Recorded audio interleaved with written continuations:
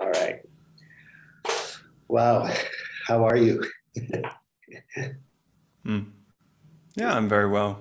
I've had a nice time. I was in Switzerland for a week. Got back on the weekend, and Sweet. yeah, it was really nice to be in the mountains, You were decompress you from the were with city. the Davos crowd, were you? Like making plans to rule the universe and all that kind of Mm. thing. Yes. Gray aliens. Yeah, yeah. No, I was there with some friends, and yeah, there's an apartment from a auntie and then the grandmother, some connection like that. So we got to stay there for free. Wow, that's awesome. That's beautiful. Mm. Switzerland is really nice. I Mm. have several Swiss friends, and one of my best Swiss friends is a conductor and music teacher in San Francisco. His name is Urs, and he's a great guy, man. And I love the mountain Swiss. Mm. They're lovely people, really. Mm. Did you ski at all? So I went snowboarding for 2 days, Oh man, that's and otherwise fantastic. I worked a bit. Oh, Mm. it's been a long time. So anyway, I'm Stephen, and this is Max, and I'm really happy that Max. Can I call you Max, Maximilian? I prefer Maximilian. Okay, Maximilian. So yeah, Maximilian's a new friend of mine that I met through the Game B social network, and we've had a few conversations and kind of became friendly. And so I'm always happy to talk with Maximilian. Sorry about that. And he's doing something very interesting that I wasn't very aware of or familiar with. And tell me if I'm wrong or not, but it's ontological coaching, is it? Hmm. Is that how you call it? And so Yeah. that's some form of coaching that helps people. I found a definition just looking around. Do you mind if I share it with you? And then I'll ask you to Hmm. describe it, what you think that is. But before that, why don't you introduce yourself a little bit so my audience of like 23.567 people will understand a bit more about you? Hmm. Yeah. Yeah. Thanks for the introduction, the short one. Yeah. So my name is Maximilian. I'm working as an ontological coach. I've been doing that now for 1 year officially. But when I started working as an ontological coach, I actually noticed that a lot of the things that I've been doing in my life kind of have led up to that profession. I studied sociology in my academic kind of career, and that I steered towards phenomenology and also ontology, so more the philosophical side of sociology. And then a couple of years later, which was when I started working as an ontological coach, all of that kind of got swept back up and has found application in my work.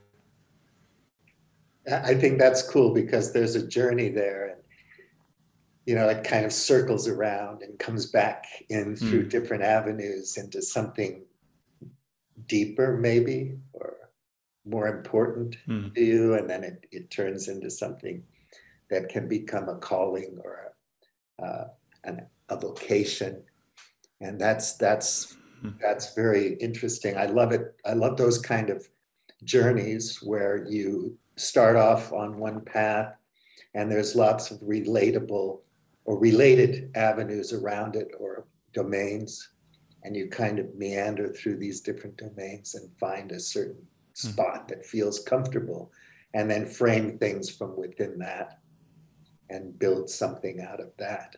I don't know. That's just my own personal thinking. Mm. Anyway, I read Yeah. this thing just really quickly looking at it. There's a lot more to it. I realized that when I started uh, Mm. searching. But anyway, this kind of has a bit of a marketing speak to it, but we can forgive that. There's something in Mm. there that's interesting. Maybe you can expand on it. And then I was thinking, how it might relate to some other things. Anyway, ontological coaches are skillful facilitators of profound learning that generates genuine transformation and more powerful and constructive ways of engaging with different aspects of life and work. So they say like a way of being, which reminded me of Tao Te Ching, you know, or way of life, or a Buddhist kind of frame or thing. So what do you think? How would you describe what you do? It's always a great question because ontology in its basis has a very kind of trickster-like quality. So I just want to kind of preface that a little bit, that working in the realm of being is difficult to grasp because it's not an external thing that we can like point to, but it's all around. It's a way of being. It's an experience rather than a description. And so just that as a little like prelude to trying to explain what ontology, or rather ontological coaching, is. Within coaching, there's kind of a spectrum of working facilitatively and then moving across to working, we could call it ontologically or transformationally. And the facilitative side is very much what we kind of know in the public sphere of coaching, which is very much, I want to get X. How can a coach help me to get X through tool Y? And that can be very doing based, we could say. And it can sometimes be quite shallow because the goal is set on a, let's say, superficial level, and all of the strategies, the attempts to support the client in getting that, stay on that level. And that's important, but it's just the one side of coaching, which is the facilitative side. And then you can move across a little bit more into, we could also call it metaphysical side. So if there's the physical act of getting the thing you want, there's also the metaphysical side of who are we being in the context of getting what we want. So the question of who am I becoming, who do I want to be, and diving a little bit deeper into who we are. The kind of, I think repeating it at that point, but it's really an exploration into the internal patterns of how we're showing up in the world, how we have responded to the world in all of the years that we have lived. And so that's another side of coaching that we can look at. In ontological coaching, or rather the lineage in a certain way I've been learning in, we try to combine the two because we see a necessity in the doing side of things and the being side of things. So when a client wants to achieve some sort of goal, we can ask, cool, what would you have to do for that to be created in your life? But we can also ask, who would you have to be for that to naturally arise out of your life? So there's this kind of beautiful interplay between these two levels, going really deep into this question of being and then coming back into the physical, into the question of doing. Yeah. I can see all that because I can see how things integrate, and I can see the interdependence of those various perspectives and ways of being or experiencing, like you talk about phenomenology, obviously. And yeah, there's so many basic elements to it. Like I was thinking when I was jotting down my thinking, trying to imagine after reading a couple of things, but yeah, you have the existential realm, obviously. And that's more concerned with freedom and choice and things like that, right? And obviously, you can't divorce that from any experience of being, right?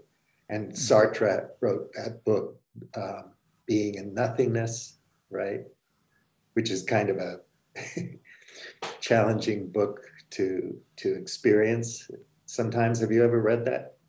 Being in Nothingness? No, I haven't. Jean-Paul Sartre. Anyway, he was a big French existentialist, and quite interesting. I recommend you look into that because, and also A Happy Death by Albert Camus.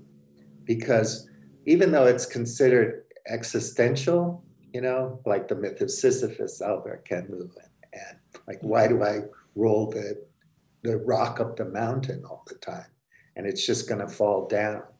What's the meaning in that? You have things, you know, having to do with meaning as well that are very, very deep. And this can come from spiritual, the spiritual thing, I guess. And then you have the,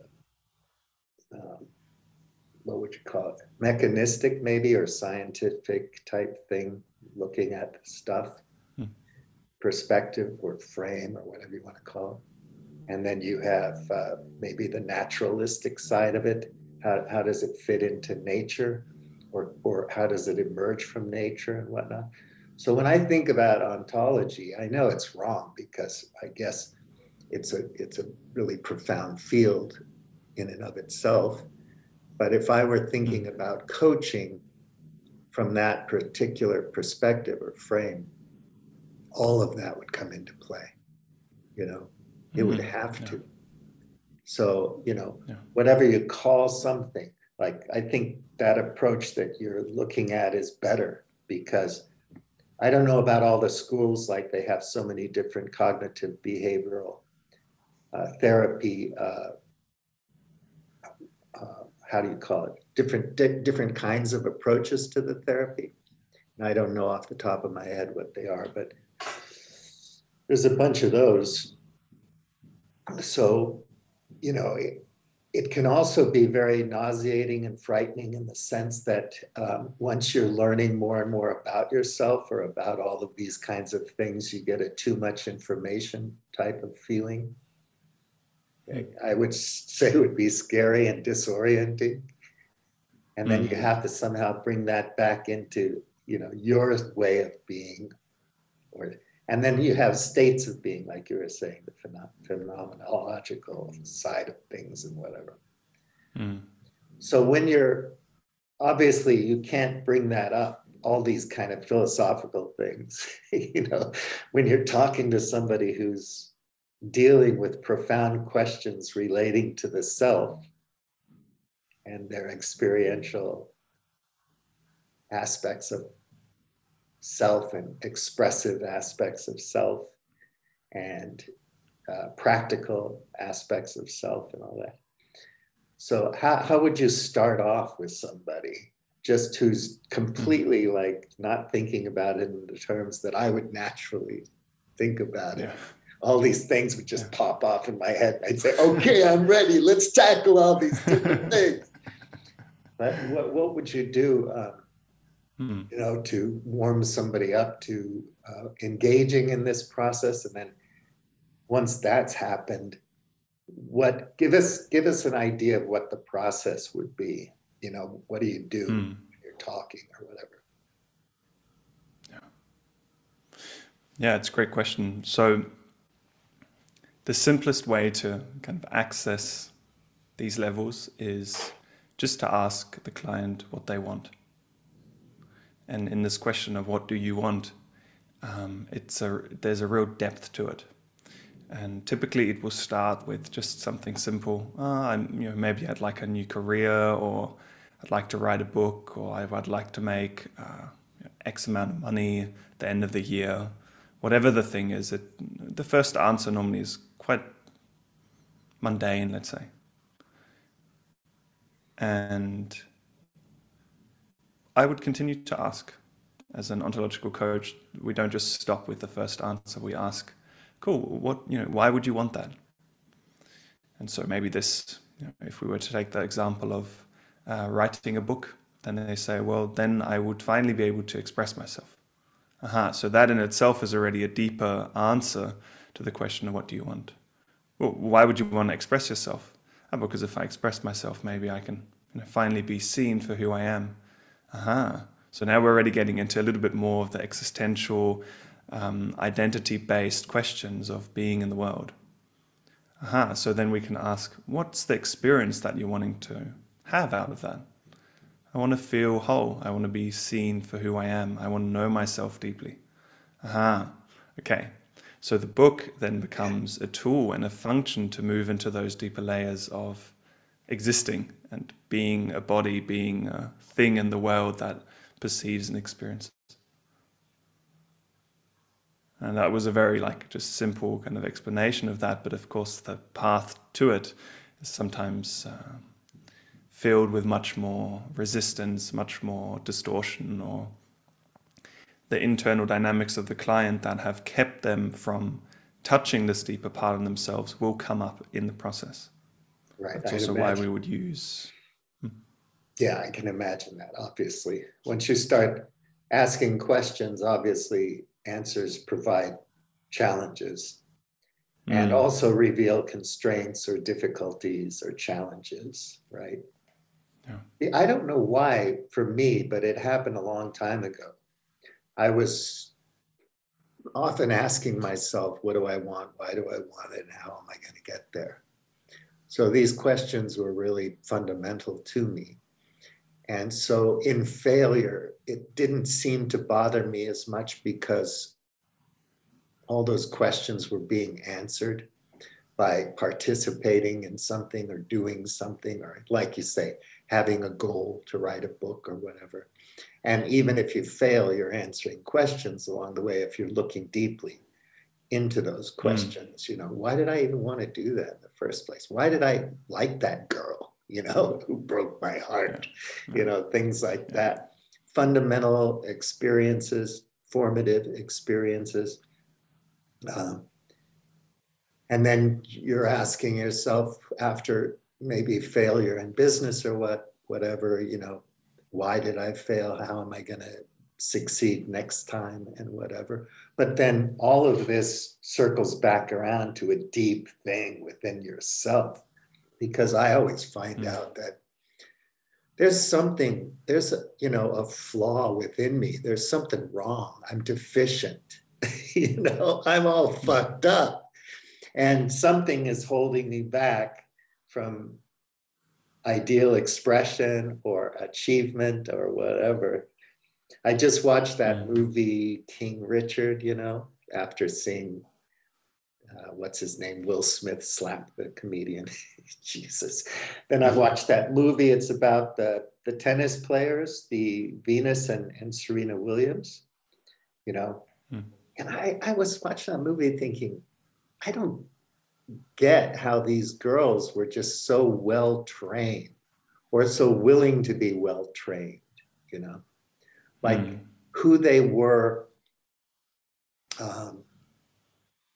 was so ingrained or so integrated with their father's ambition, and they were so comfortable with it. It's almost like destiny, you know, something weird that's unspeakable or unknowable, you know. So as you circle around from all these questions and get back to yourself and maybe realize or confront your deficiencies or your worries and fears and whatnot, there's something ineffable or mysterious about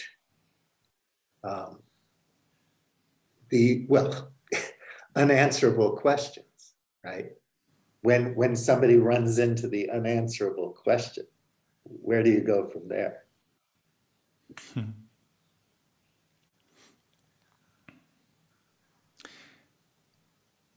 To me, it's not so much about the answer as it is about the relationship we have to the seeking of the answer, if that makes sense.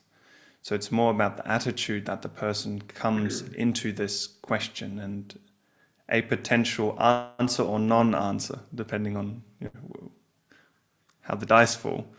Right.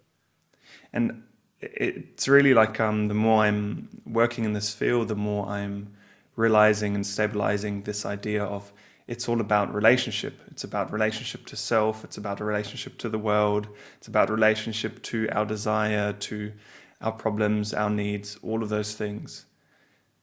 And that to me actually feels much more fundamental than the thing itself, because the relationship is, we can change it.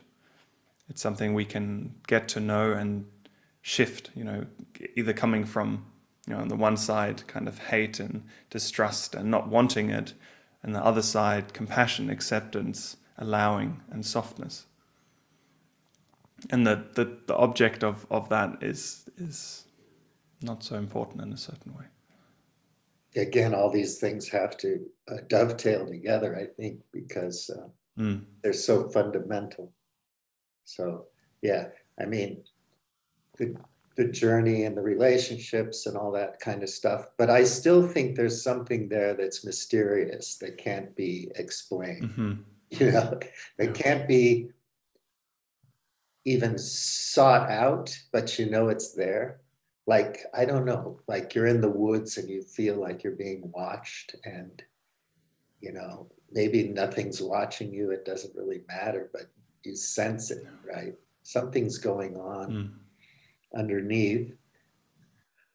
And I don't want to use that term because I think it's so weird, but, you know, the substrate or whatever, you know, of consciousness, or that human thing, which separates us from everything else we know of in the universe and the animal kingdom, you know, our consciousness and our particular kind of humanity, and what kind of mystery traditions are involved with that.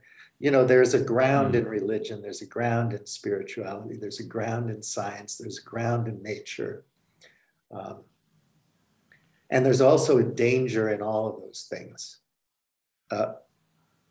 When you misperceive them in certain ways, they can become pathological, right?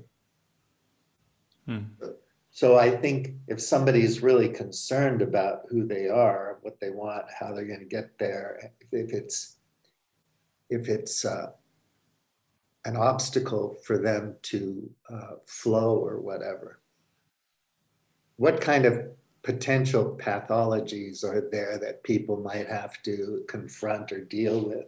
And then where would you go if you found one as a coach?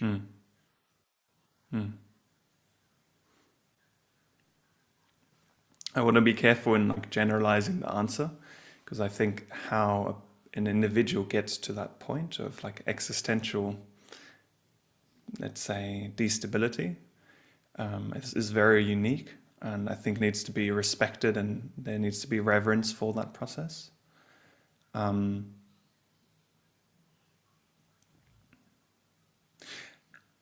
I'm actually going to speak a little bit from my experience in that regard, because I think it's too difficult to generalize it. Yeah. And I'm a little bit too cautious to do that.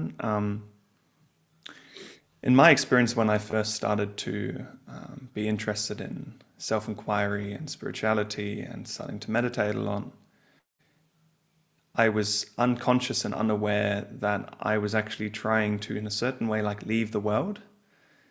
In a certain way, like maybe it's a harsh way to say it, but like a spiritual suicide, i.e. not to kill the spirit, but to kind of not have to experience the world in its physical reality and everything that comes with it. And so meditation kind of was a tool that I would use for that. And so that brought me more and more into a place of like, it felt like stabilizing, but it actually was more destabilizing, because I was moving away from the realities of physical life. And it was for me at some point then to realize, this was maybe 3-4 years ago, where I realized it's not about turning away from the world and kind of transcending, as you could say, because, you know, everything is an illusion and the self is an illusion, and you're just trying to get back to source or God. But that it's about like turning around and going into it. It's going into the self because it's there, going into that depth that is there.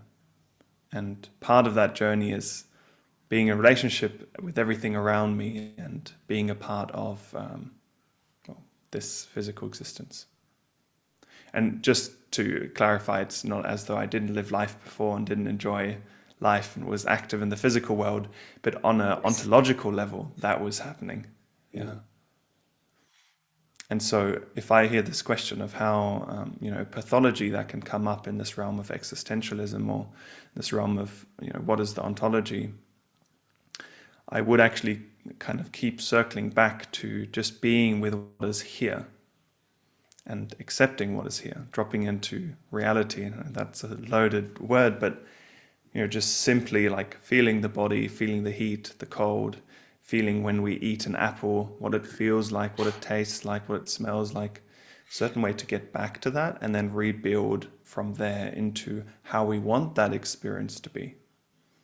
I hold ultimately a kind of free will notion of living life. And I do think there's a possibility we have in shaping and becoming who we want to be and experiencing what we want to experience. It's not at a snap of a finger, and we can't just manifest anything that we want. That's the other pathology of that thought line. But there's a possibility to shape our life and to influence what we experience.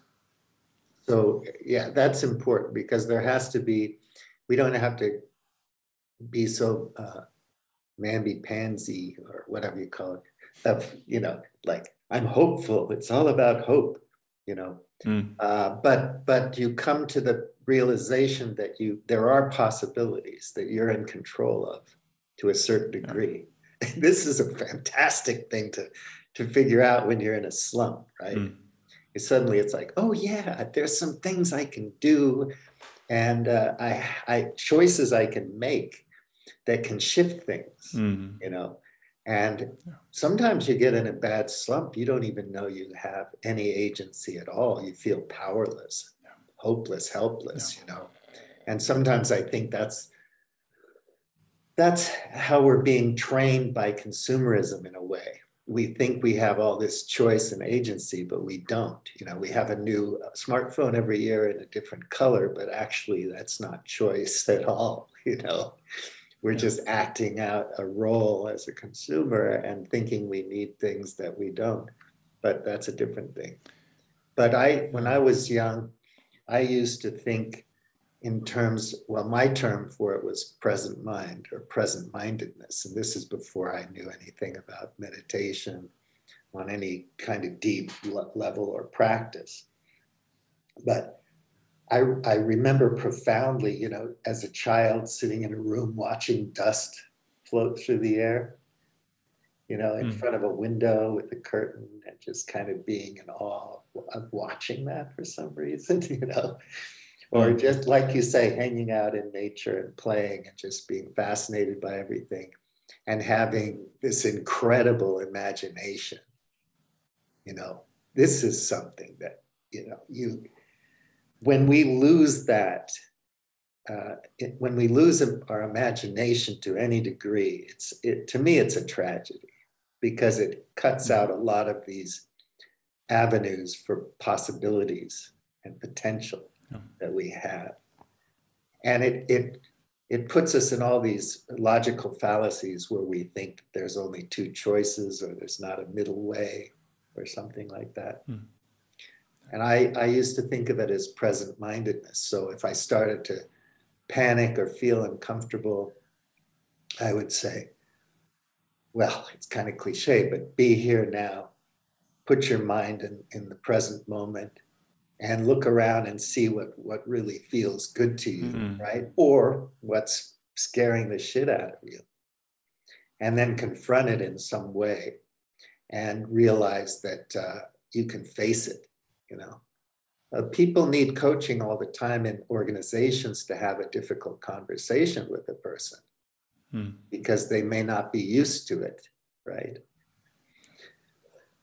And so we avoid difficult conversations or difficult situations, and then eventually it becomes the bane of our existence because we can't live in the moment, right? So we start going down into all these fantastic realms and avoiding what we are. Meditation can be escapism. There's no doubt about that. Yes. When you have that feeling, I just want to go sit in a cave, and experience my being, period. And have all those, not solipsism per se, but have all those barriers between me and the universe just disappear,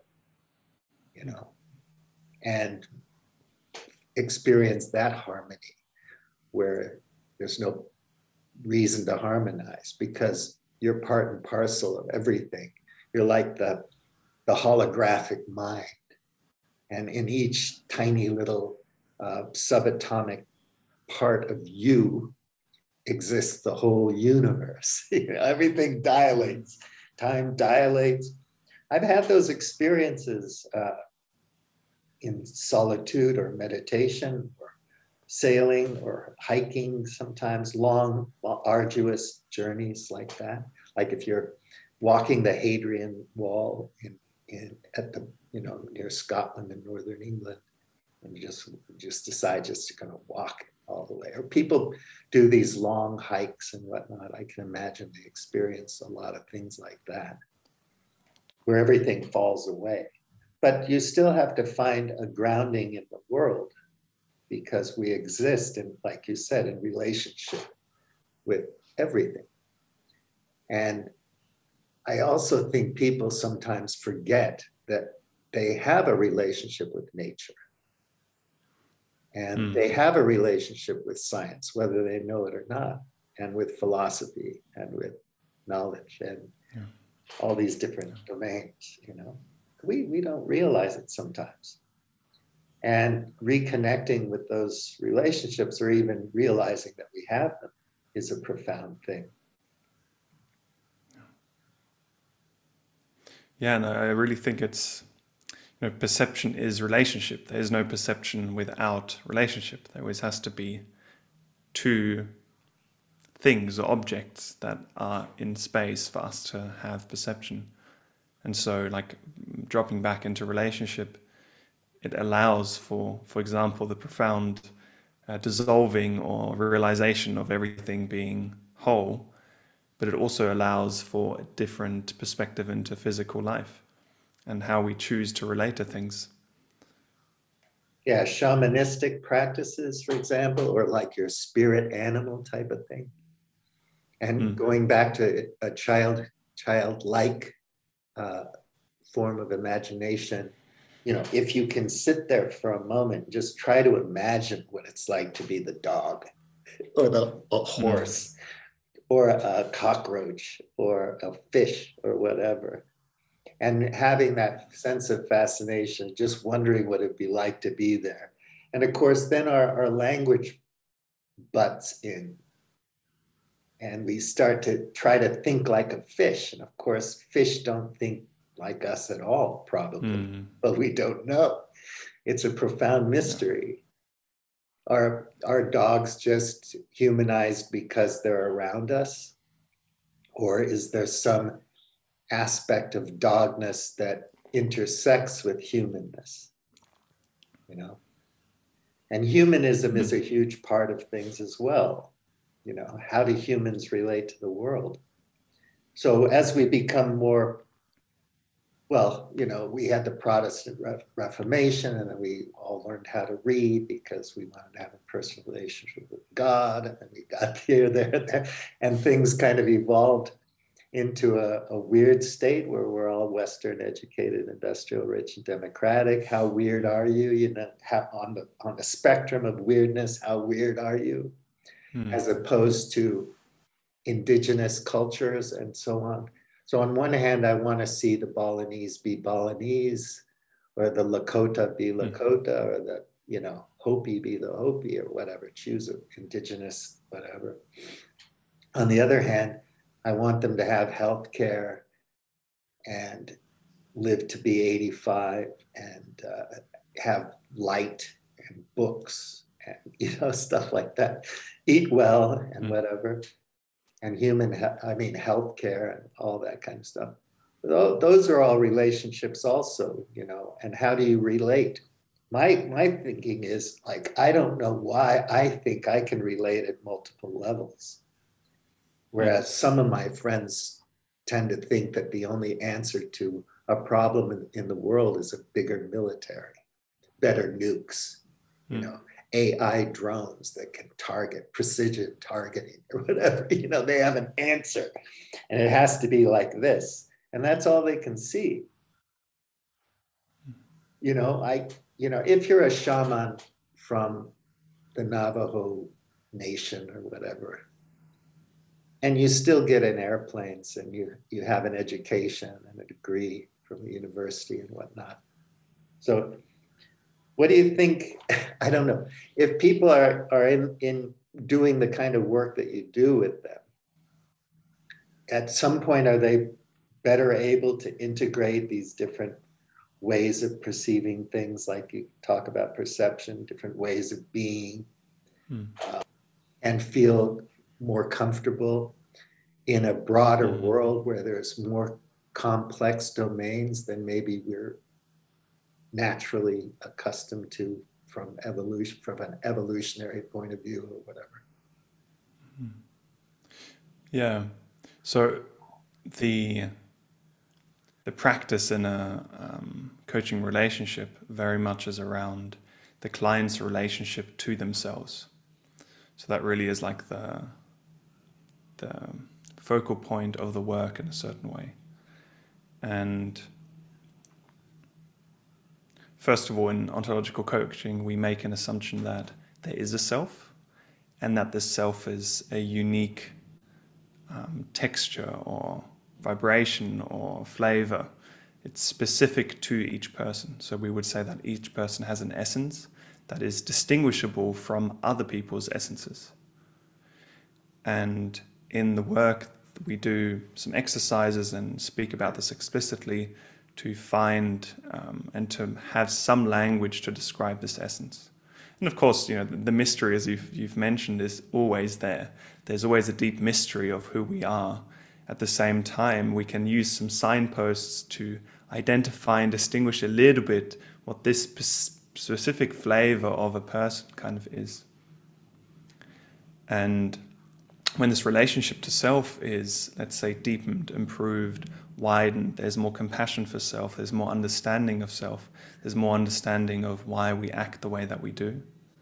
That naturally and mysteriously translates to all other relationships we have in life.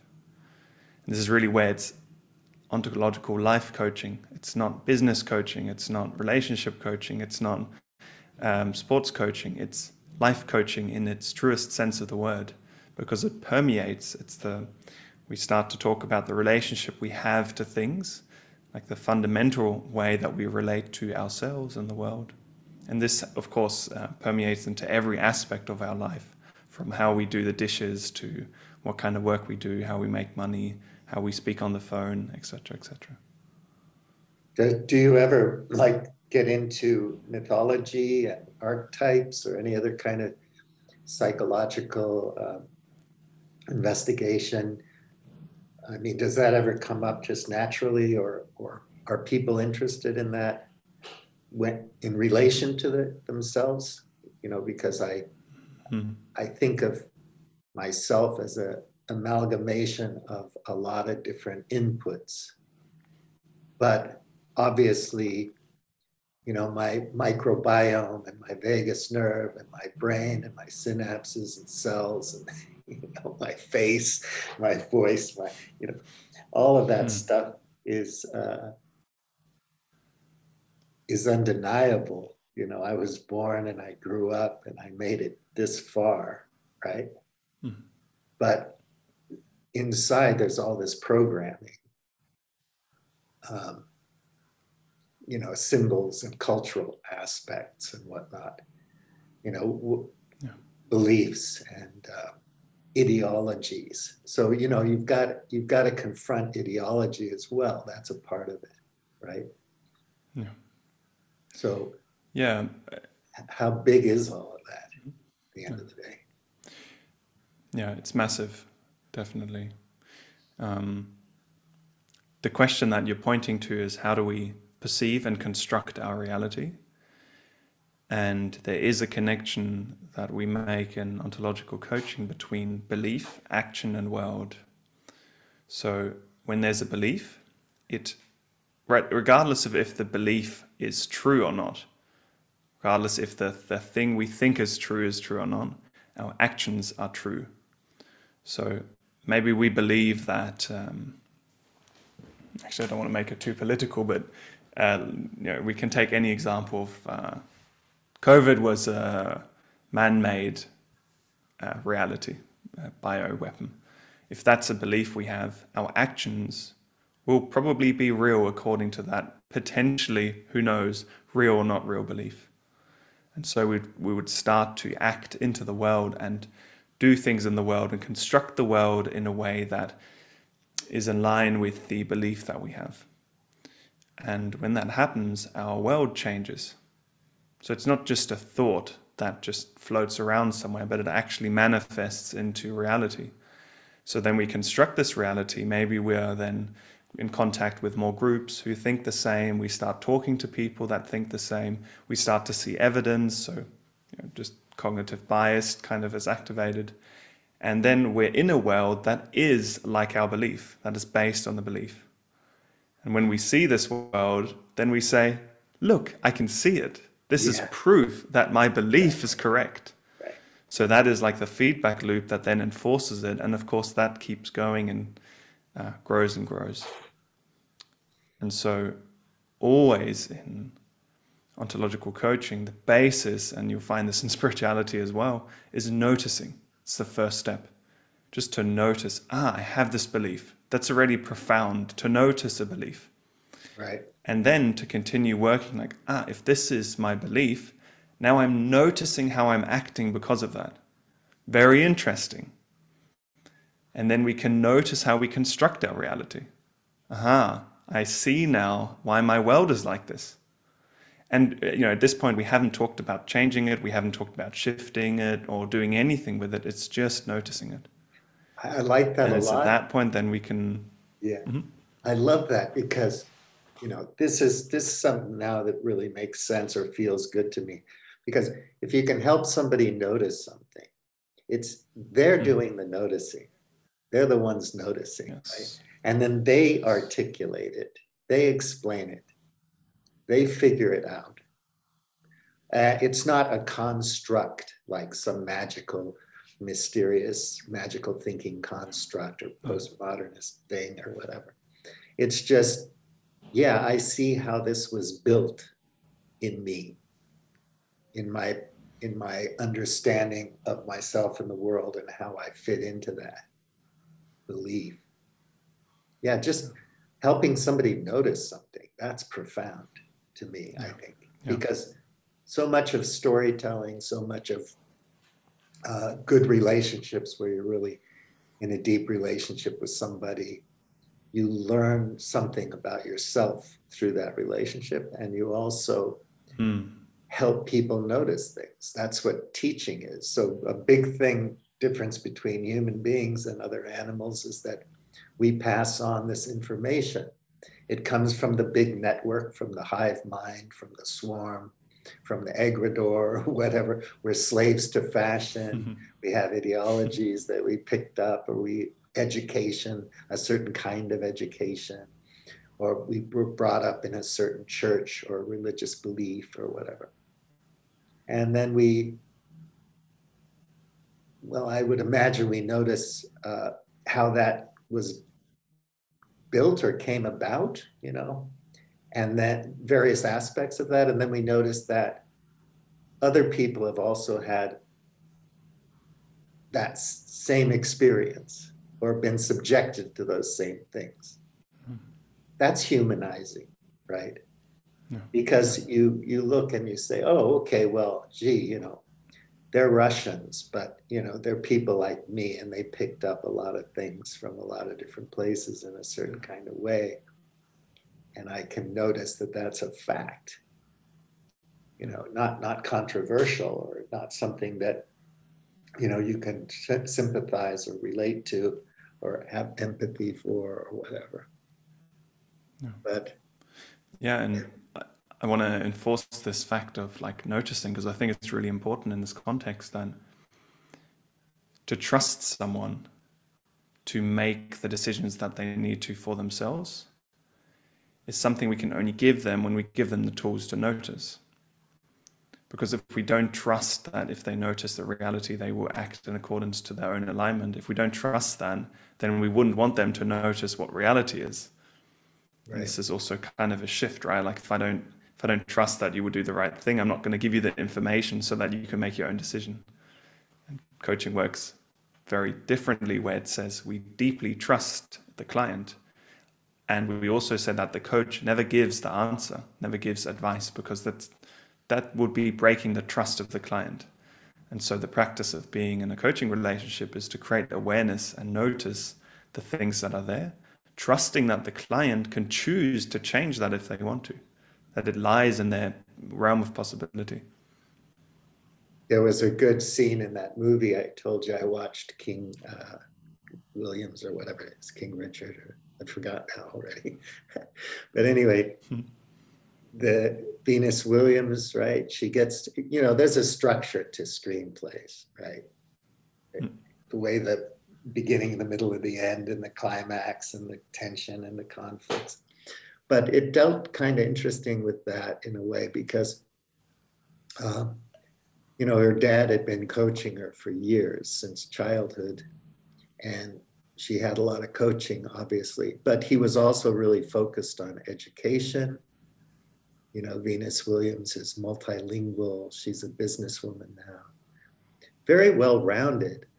It's mysterious how he built up that trust with his daughters, with his family.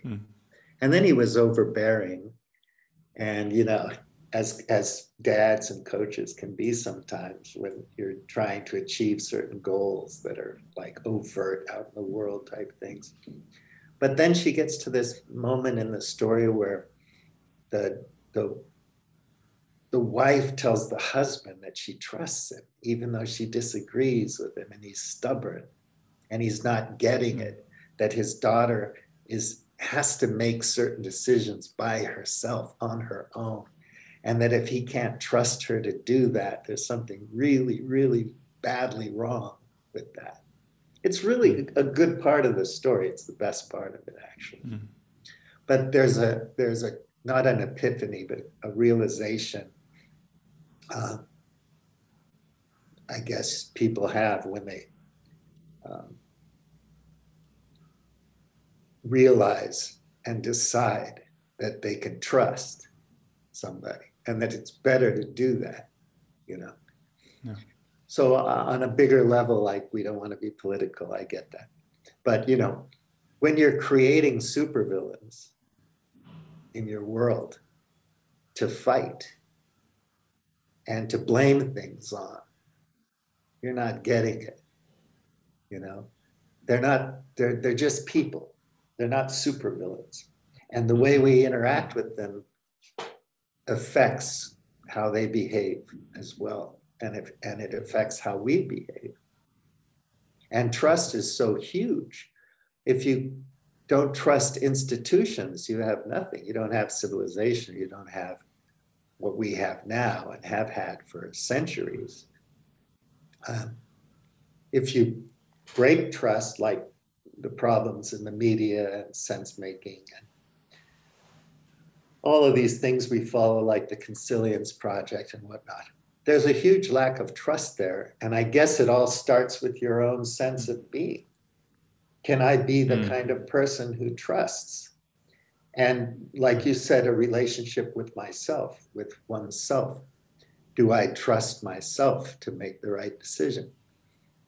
And do I trust, can I trust you to do that? It's a really big deal. I think the trust thing is huge.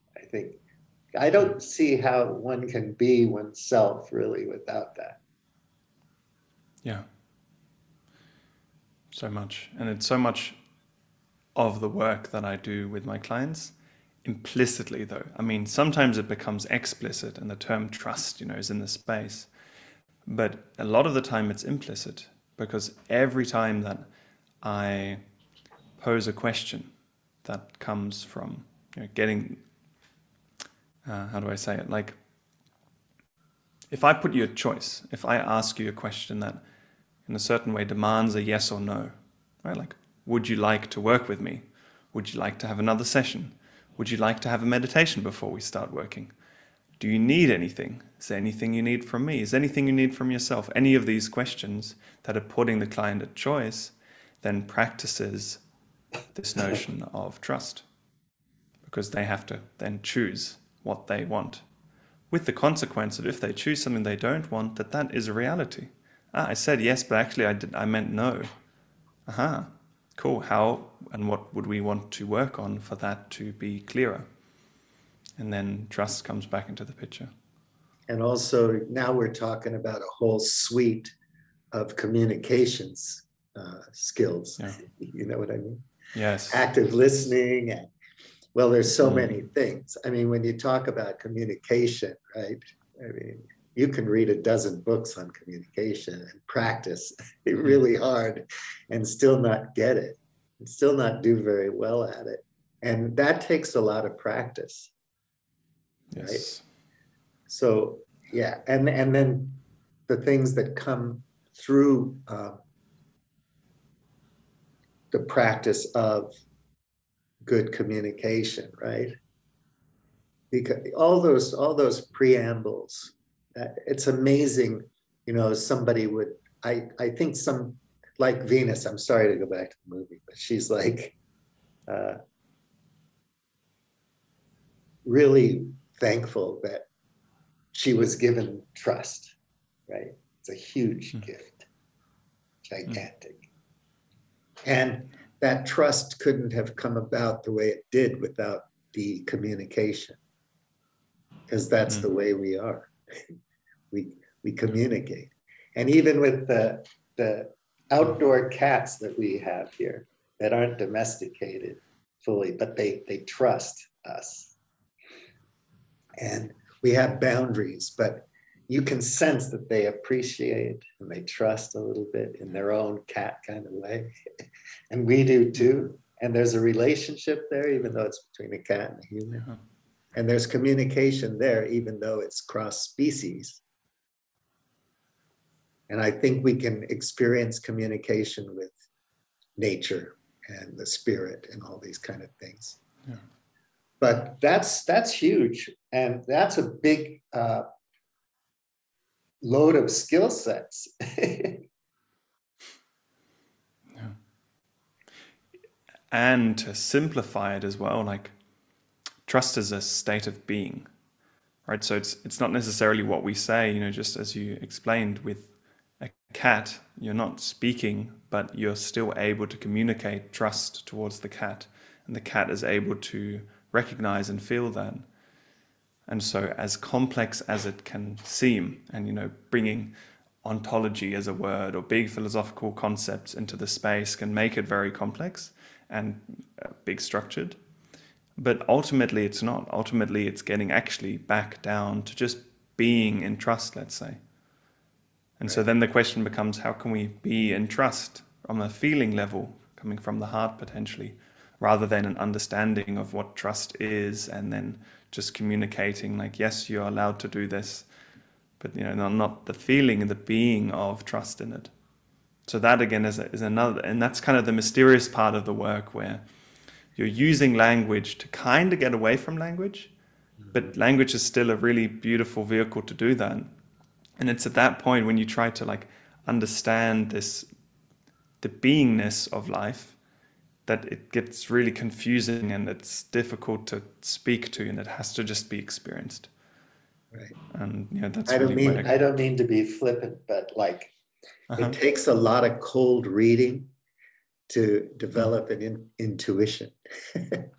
So, you know, like if you're a psychic and you have psychic powers and so on, whatever those might be, it takes a lot of practice to express that and to connect with a client on that level.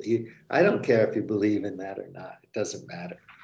But yeah, I think that what you're talking about too is so important if you're going to develop intuition and the abilities that you want to have to get to a deeper meaning of oneself and existence and all that kind of stuff. There's a lot of practice. So if you were to suggest something or help somebody notice what they had to practice, what would you try to steer them towards? First of all, we would have to know a little bit about what they want, because there's so many tools that can get us in so many different directions. So I think that would be the first part, to like for the client to get, on the person to get really clear on what they want. And not just, oh yeah, that's what I want, but like, do I really want that? Is that something that actually touches me? And what words, what language can I find that I actually match with that? And when that has been established, then to be open to how to get there. Because the what is much more important than the how.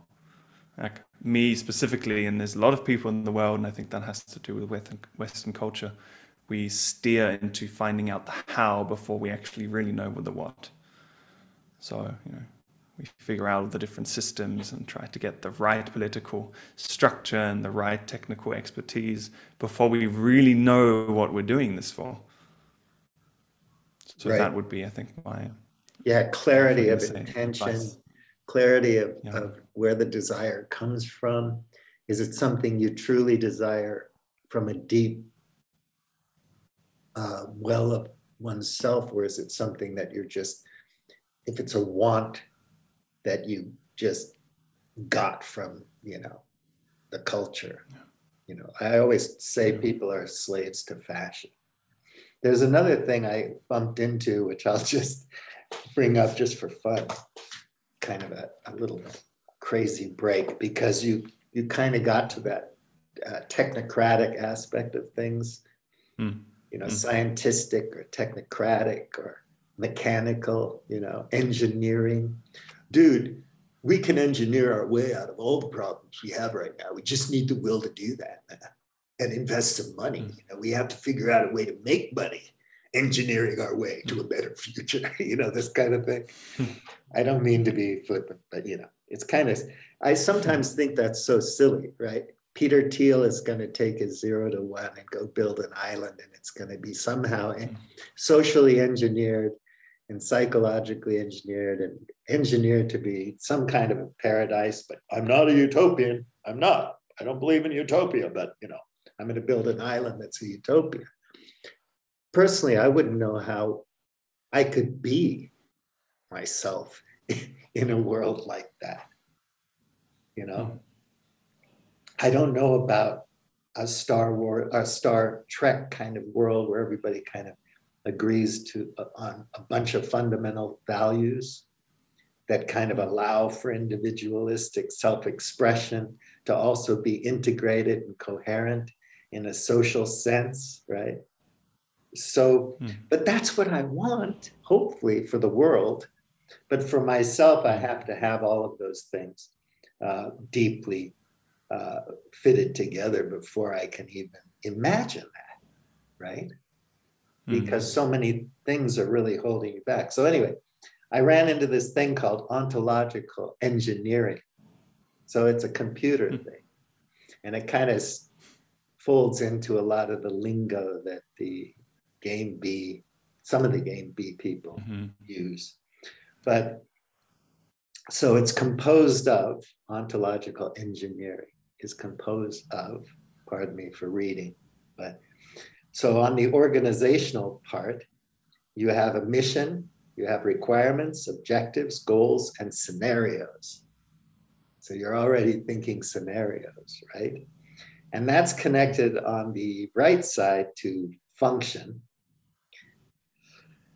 And that's a logical structure, behavior, interfaces, constraints, right? And then that flows back up to organization. And then that flows down to communication. So, and that for some reason in that communication box, they have protocol stack. So this is computer speak. And standards, right? Standards. And then right below organization, there's component. So type, attributes, ports, location. And then flowing from communication to the left-hand side, they have connector, which is types and attributes, environment, physical environments, and attributes. That's all interconnected with the components, the connector and the environment. And then the function and information is connected. So data, metadata, rules. And then on the upper left-hand side, you have perspective, contains objects, defines, exposes concerns. I'll put this thing in the description to this video, because I find it interesting to meditate on that, even if you're not a computer engineer, and even though it sounds technical and kind of weird, but I can see all of that in myself for some reason. I don't know why that is, but it just seems so natural to me to have that. So you have all these different attributes, skills, perspectives, all these different things we've been talking about, right? But it's not necessary, I don't think, for a person to achieve a lot of growth, to experience all of these things, right? There has to be some fairly simple and fundamental experiences that one can have through this process that can lead to other things, whether it's more complex things or deeper things or different things than one's used to or whatever. So in a nutshell, do you have any way to illustrate that? Yeah.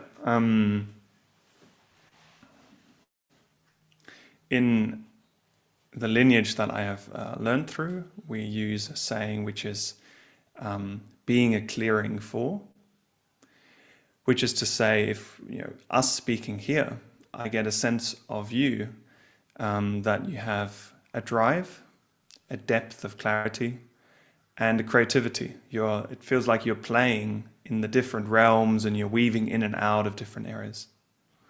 And so by you being that, you are a clearing for that kind of experience in life, which you are allowing it in yourself, and it allows me. Can you explain a clearing again? A clearing, what is that? Yeah.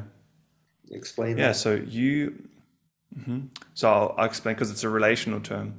So you being a clearing for that means that I can step into that as well.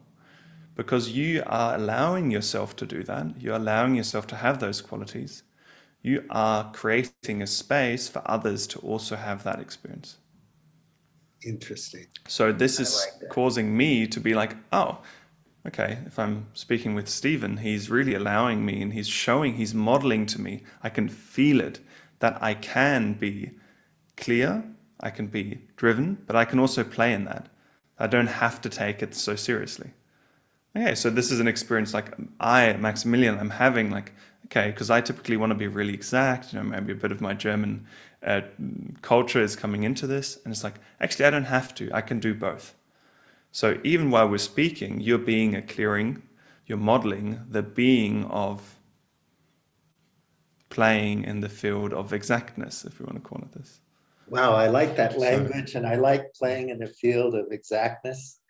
Wow, that's interesting. I love that language, because, it doesn't have to be a clarity of thought or some kind of sudden, understanding of something, but making space, or showing people the space or the potential, the potentiality of being a certain way, or doing a certain thing, or thinking from a certain point of view, or whatever. I think that some of that, for me personally, comes from just the story life that I've had since childhood, and the love of stories and the desire to tell stories. So that's a part of me, But also I rebel against stories, because sometimes I think they're self-serving and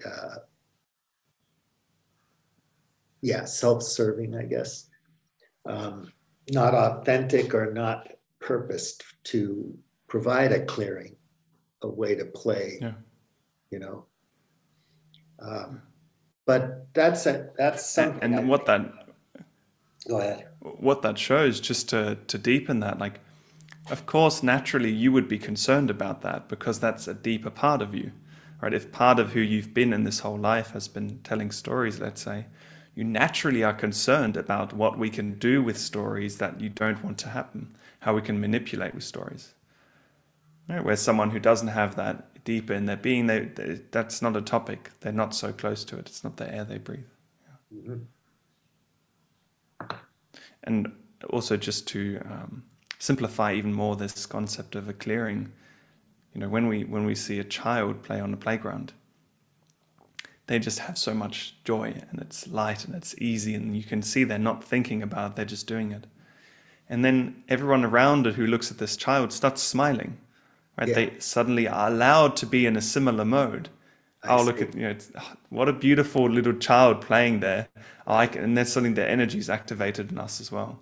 And so this, being in the world and creating clearings isn't something we think about actively necessarily. A child doesn't, stand in front of the playground and think, okay, I'm going to be clearing for joy in the world, so I'm going to go in the playground and be joy. It just is joy. And it suddenly creates a clearing for everyone around him or her to be joy, for example. Yeah. And like, it's not projecting necessarily on the cats when you just like to watch them play or sleep or relax, and you're just like, I get something really profoundly nice about that. There's something really beautiful and comfortable, comforting, and I can sense the joy, even though do cats feel joy? I don't know. They look like they do. So I just like, you get that smile on your face and whatnot. And I think some people just who are a little more analytical or stuck on that side of things a little bit more, they might not be able to find that clearing, So I've known people who are very analytical people who, when I watch them reacting to the joy of children or their children or whatever, I see it as, I get a sense that they're being performative, that they're not really feeling it for some reason, And I don't want to say anything because I don't know if that's true or not, but I get a sense that they don't know how to look at a playground and just, they don't just naturally react that way. So if I thought that was a problem, if I was like a very analytical person and I thought, gosh, I don't understand how these people can look at a playground and just smile and kind of empathize and feel the children's joy and hearken back to it and feel the nostalgia, which is a good thing. I know I'm supposed to feel that way, and I kind of feel that way because I can see it, but don't really feel it. What do you do if somebody came to you and said, I really want to feel that? I mean, is there something you can do? Yeah. Yeah, I'll bring two aspects into it. So the first one, just quickly, someone who's analytical is also clearing. So someone who's very precise is a clearing for care, potentially, right? That person is allowing the world to also care so meticulously about something. So a clearing is in every aspect. Every person is always being a clearing for something because they are always being something. But let's say this person wanted to experience more joy. I think the first place where I would look with the client is to see, in a certain way, why are they not experiencing the joy? Is it because they don't have the joy? Or maybe it's more that they're scared of having that joy, which is distinctly different. One is I don't have it, I can't have it. And the other is, actually, I have this deep inside of me, but somewhere along my childhood, my life, I was informed, programmed, had the belief that being joyful is not okay. And typically that would point to some sort of survival mechanism. There was a reason why this person chose not to express joy because it was safer in their reality. Yeah. And so then that becomes a very different topic. And when the client realizes, oh, actually, it's not that I don't have joy, it's that I have not allowed myself to be joy. That just opens up a lot. And it can be very confronting. It can be quite difficult. And all the resistance that is there will rear its head. Because when I say, actually, I want to experience joy, all the mechanisms in me that have informed me not to feel joy, they're going to be louder. Like, you're trying to feel joy, but if we feel joy, we're going to die. So don't feel joy. And then all of the sneaky strategies will come up of avoiding that and creating a reality where joy isn't allowed. And even in what we talked about before, like if there's a belief, if I experience joy, I will, be harmed, then the person has probably created an environment. Maybe their whole job, their whole career is based on not having joy. And so their reality is protruding with this belief. And so shifting into joy doesn't just mean reshaping it internally. It's not just a reframing, it's a recreating of life. How would my life look like if I was allowed to have joy? Well, I would probably have a different job potentially. I wouldn't want to sit in a cubicle. I want to be outside. But that movement then is a massive confrontation, and all the resistance internally that hasn't allowed that to happen will come up. So that's exactly where one then works with a coach to be like, holy shit, I'm trying to experience joy, but look at these things come up. Awesome, great noticing. So we're back to noticing. Would you like to transform that? And then the conversation can be started. For some reason, I was thinking also, because I really get what you just said here, and I like it a lot. I was thinking also about escapism and the utility of that,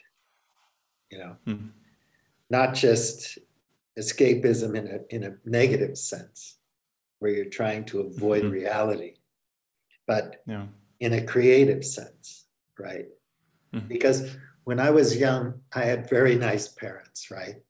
But back in the 60s, people liked to drink a lot. They'd have parties and drink a lot. And any kind of problems that ever arose in my family was always fights or whatever, little problems.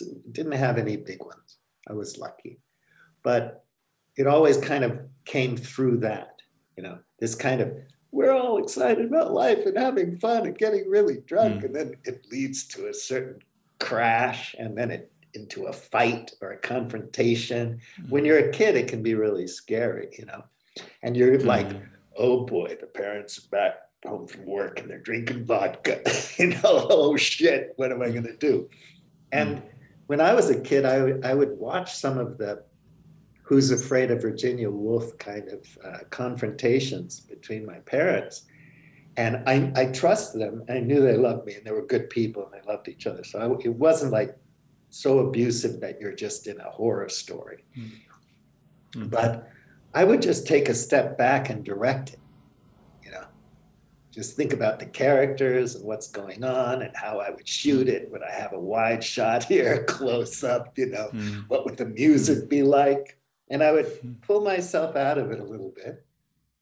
And I escaped through, again, that layer of storytelling that I would put on. That was a defense mechanism. But it was interesting. It helped. So I guess there's you have to explore that as well, I mean, what are you escaping from? Why are you escaping from? Is it a really negative thing? Is it something that's more like a creative pathway, artistic, that kind of thing?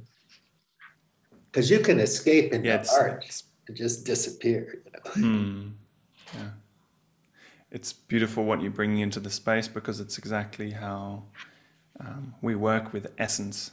So, for example, for a child, in this case, maybe you, to have a creative strategy to escape the conflict that is there.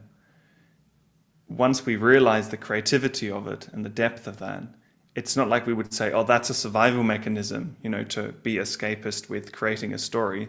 We don't just push it away and say that's something that we don't want, that's the shadow. Rather, we would actually kind of take it to us and say, wow, look at the beauty, look at the essence in that. Because there's an essence of creativity, this child, or maybe you in this case, has created a really beautiful, very creative strategy to be able to live more happily, more comfortable, and survive the environment that the person is in.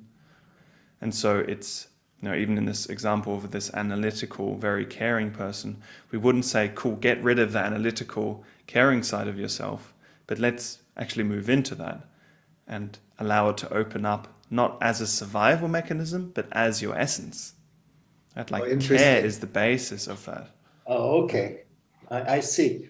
Yeah, that's where the essence part of it comes. So that totally makes sense now. I mean, abstractly or metaphysically or whatever, I don't know what essence is, right? But now I get it. I get it. I understand.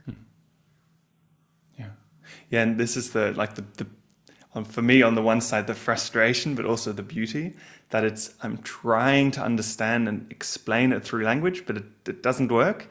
In a conversation like this, at some point it can be experienced.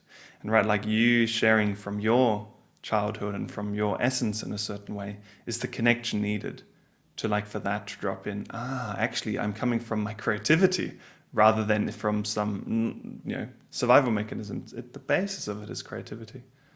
Right. And so that is really a really fun process working with clients where in the process that at some point kind of clicks and it drops in. And then suddenly things start to make a lot more sense, not just cognitively, but I feel that. And it shifts the process. I like the Vedantic idea of, illusion and samsara and ignorance and whatever. And I like the journey, up and across when you're growing in wisdom, I guess, knowledge and wisdom. So in the beginning, you get a little bit of an insight or you learn something and you go straight to the top and think you're really smart. And then you learn right away that you're not because, you confront the complexity and the reality of what you're dealing with. Oops. And then you fall straight back down to the I don't know shit realm. You're kind of languishing and struggling in the I don't know shit realm for a long time. And then you kind of move back up thinking, well, it's more complicated than I thought, but that's okay. I can work with that. I can try to figure that out. And then you start the arduous journey of really getting into something like playing the guitar or whatever it is. And you realize it requires a lot of work and a lot of practice.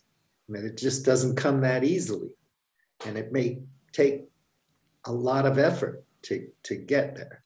And you start moving.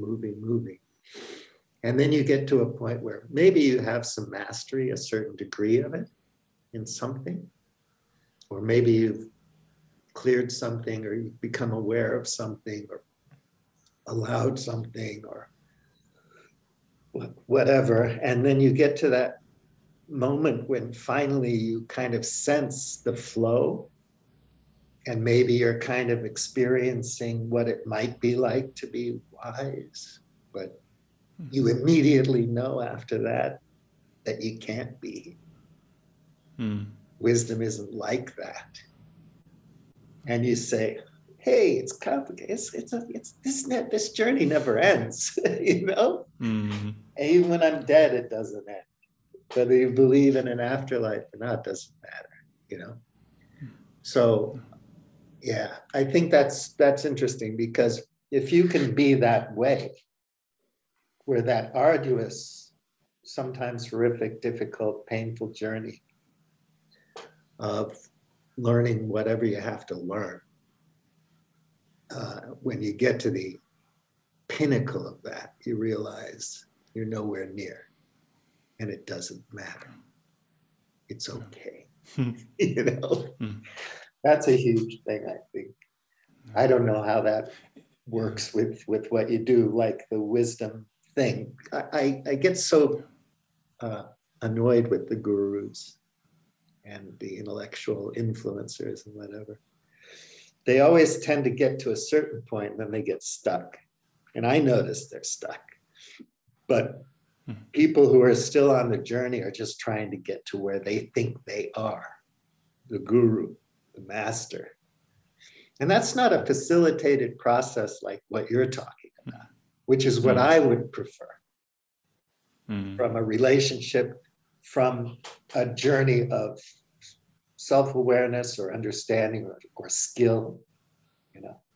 Like if I were going to do the German thing and become an apprentice and then move from that apprentice that I learned everything about doing something from to another one that does the same thing but in a different way, to another one who does the same thing but in a different way.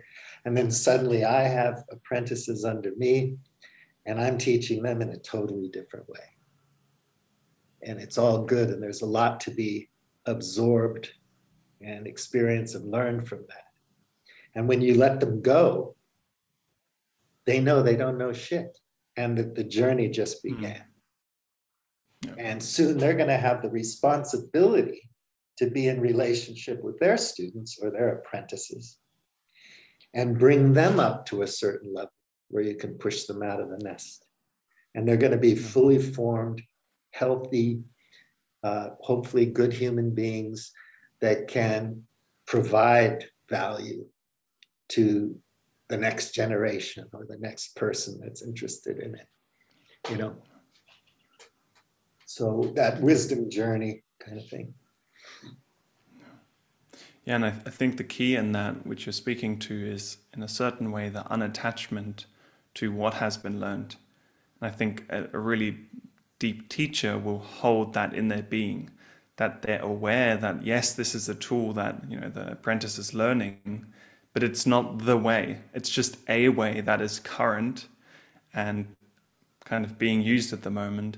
But that within that, there's already a sense of like you're learning this so that you can then do this better in the future, that you can actually let go of what I have learned because you are to find your own path in this, to find your own way of creating your own mastery, which is defined by the person and the individual and not by an external measure. So you have the epistemic humility. Can you have the ontological humility as well, and the existential humility as well, and the ideological humility as well? You know, all of these different things, that whole whatever the cool guys talk about, the stack, you know, whatever's going up and down the stack. But yeah, in all of that, you have to find the humility. There has to be that. But it has to be, I think, real humbleness comes from a very deep appreciation of the whole thing, what is, you know. Like I used to tease people and say, it is what it is, it was what it was, and it shall be what it shall be by virtue of having been. So go ahead, take that journey through the tenses, the past, present, the future, and you know, okay, it is what it is, whatever, you know. That's a pretty big clearing. Yeah.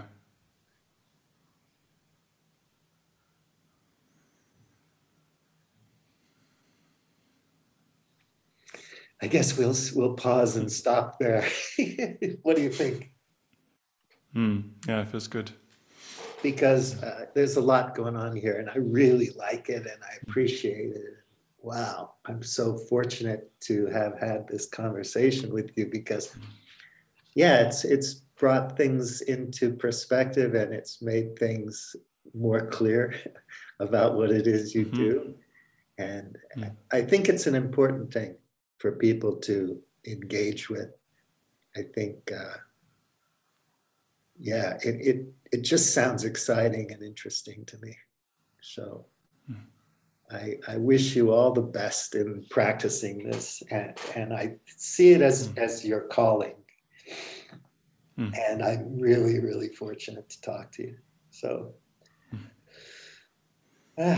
Maximilian, my friend, thank you so much. Thank you for having me. All right, really, buddy. Yeah, let's talk again soon anyway. Anytime you want to, and I appreciate it. I mean, I'm going to spread the word. Awesome. Maybe I can share in that context. I'm starting a podcast in April, so just in a few weeks, and there I'm going to be circling this whole idea of becoming self. It's the title of the podcast, and it's going to be an exploration on kind of the like metaphysical or the meta level of like, what does it mean to become self? How do we even approach that topic? So talking with like coaches, transformational figures, and just people generally in the space that are taking these perspectives. But then also just speaking to people who have somehow dropped into some part of themselves that are now then expressing it. So artists, poets, athletes, entrepreneurs, I'm going to be talking to. Just this whole concept of becoming self. It's, you know, maybe through this conversation, it's clear that I'm fascinated by this. And so I'm going to be starting a conversation in that context as well. Awesome. And one day I'm going to be selfish and ask you to talk to me about the process you use to develop an episode for a podcast and whatnot. Mm-hmm. I'm trying to figure that workflow out myself. So likewise, yeah, this really helps a lot. So if I think of something, I'll share it with you. Okay. Awesome. All right, man. So if you don't mind, later on, message me any contact details you want me to include in the description of the video. Mm-hmm. Okay. And I'm going to put a little slide thing in there of some things that I think we naturally covered without thinking too much about it. All right, my friend, let's talk again soon. Yeah, let's do that. All right, buddy. Cheers. Bye, Stephen. See ya. Bye-bye.